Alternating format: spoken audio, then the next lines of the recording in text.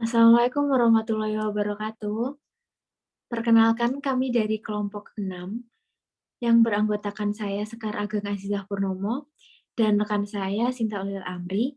Di sini kami akan mempresentasikan hasil diskusi kami mengenai distribusi Maxwell-Boltzmann.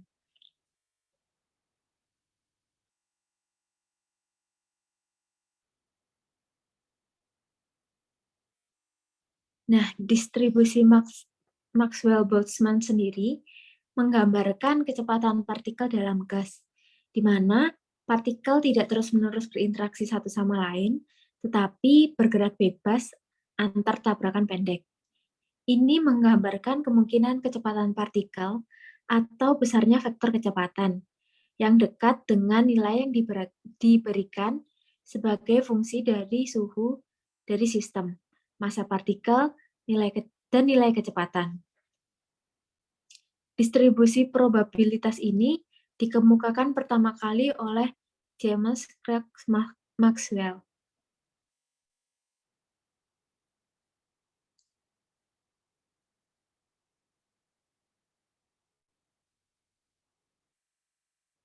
Distribusi Maxwell-Boltzmann biasanya dianggap sebagai distribusi kecepatan molekul, tetapi juga merujuk pada distribusi untuk kecepatan, momentum, dan besarnya momentum molekul, yang masing-masing akan memiliki fungsi probabilitas distribusi yang berbeda.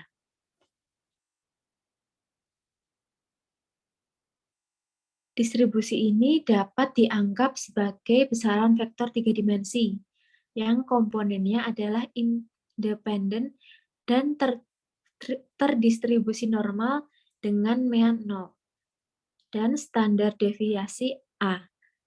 Jadi, jika XI didistribusikan sebagai X mendekati N dalam kurung 0, A kuadrat, maka Z sama dengan akar dari X1 kuadrat ditambah X2 kuadrat ditambah X3 kuadrat.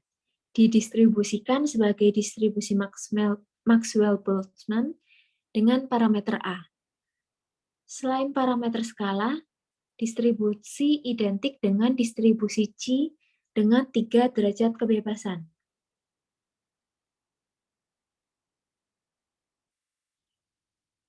Turunan asli oleh Maxwell diasumsikan bahwa ketiga arah yang akan memiliki perilaku yang sama. Tetapi turunan selanjutnya yang dikembangkan oleh Boltzmann mematahkan asumsi ini dengan teori kinetik. Distribusi Maxwell-Boltzmann atau untuk energi sebagian besar dapat langsung diturunkan dari distribusi Boltzmann untuk energi.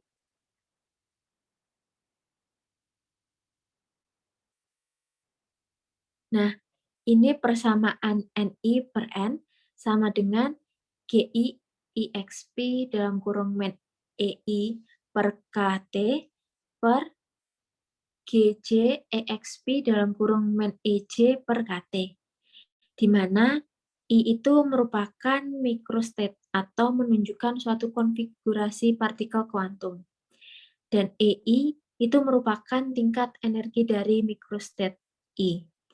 T itu merupakan temperatur kesetimbangan sistem, lalu GI itu merupakan faktor degenerasi atau jumlah mikrostate yang mengalami degrasi yang memiliki tingkat energi yang sama. K itu merupakan konstanta Boltzmann. Ni itu merupakan jumlah molekul pada kesetimbangan T dalam keadaan I yang memiliki energi EI dan degrasi GI, dan N itu merupakan jumlah total molekul dari sistem. Selanjutnya, presentasi akan dilanjutkan oleh Mbak Sinta.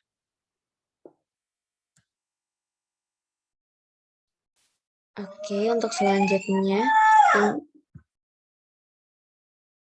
ini masih berhubungan dengan persamaan tadi yang sebelumnya. Kita ingat bahwa persamaan tadi kadang-kadang sebelumnya ditulis tanpa faktor degenerasi GI. Dalam hal ini, I akan menentukan keadaan masing-masing, bukan suatu set keadaan GI, yang memiliki energi EI yang sama. Karena faktor kecepatan dan kecepatan berkaitan dengan energi. Maka persamaan tadi dapat digunakan untuk menurunkan hubungan antara suhu dan kecepatan molekul dalam gas. Penyebutan persamaan ini dikenal sebagai fungsi partisi kanonik. Selanjutnya, ruang fase. Ruang fase adalah ruang yang dibentuk oleh ruang spasial dan ruang momentum atau ruang spasial dan ruang kecepatan. Posisi partikel dapat diterangkan dengan lengkap oleh 3 koordinat ruang, yaitu X, Y, dan Z. Kecepatan partikel dapat didefinisikan oleh 3 koordinat kecepatan, yaitu di mana untuk V sendiri disimbolkan dengan V, sehingga 3 koordinat kecepatan yaitu Vx, Vy, dan Vz. Sehingga koordinat tersebut dapat digabungkan dalam satu ungkapan, yaitu X, Y, Z, Vx, Vy, dan Vz. Nah, karena momentum merupakan perkalian massa dan kecepatan, atau biasa disimbolkan dengan P sama dengan M dikali V, maka alternatif lain untuk mendeskripsikan dinamika partikel adalah dengan memberikan 3 koordinat spasial dan 3 koordinat momentum. Nah, jika digabung, ke-6 koordinat tersebut dalam suatu ungkapan, yaitu menjadi X, Y, Z, Px, Py, Pz. Nah, ruang yang diungkapkan oleh koordinat momentum saja disebut dengan ruang momentum, sedangkan ruang yang direpresentasikan oleh gabungan koordinat ruang dan momentum disebut dengan ruang fase. Jika diilustrasikan untuk koordinat ruang fase seperti gambar di samping ini adalah ruang fase untuk yang kaitannya dengan momentum. Di sini ada simbol Px, kemudian ada X, Py, Y, Pz, dan juga Z. Nah, jika diandaikan N buah molekul terbagi ke dalam N bilik, di mana masing-masing bilik berisi N1, N2, sampai Nn molekul, maka jumlah keadaan mikroskopik dapat dihitung sebagai berikut.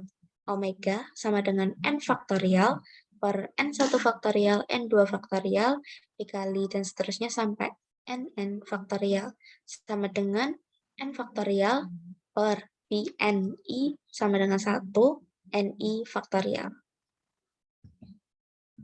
Di mana biasa disebut sebagai bobot statistik. Faktorial dari bilangan yang ordernya 10 pangkat 23 akan sangat besar sehingga perlu teknik khusus untuk menghitungnya. Nah, teknik ini dengan menggunakan pendekatan Stirling, yaitu di mana ln X faktorial sama dengan X ln X min X. Selanjutnya kita akan merumuskan entropi yang secara mekanika statistik didefinisikan sebagai S sama dengan K ln omega. Selanjutnya untuk aplikasi dari statistik atau distribusi Maxwell-Boltzmann, itu ada pelebaran spektrum akibat efek Doppler atau magnetik dalam medan magnet, dipol listrik, momen magnetik dengan 3 arah orientasi, momen magnet dengan arah orientasi sembarang, vibrasi gizi dalam kristal, hopping, persamaan difusi Einstein, dan persamaan ekipartisi energi.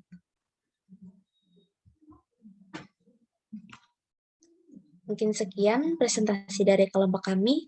Kurang lebihnya kami mohon maaf. Wassalamualaikum warahmatullahi wabarakatuh.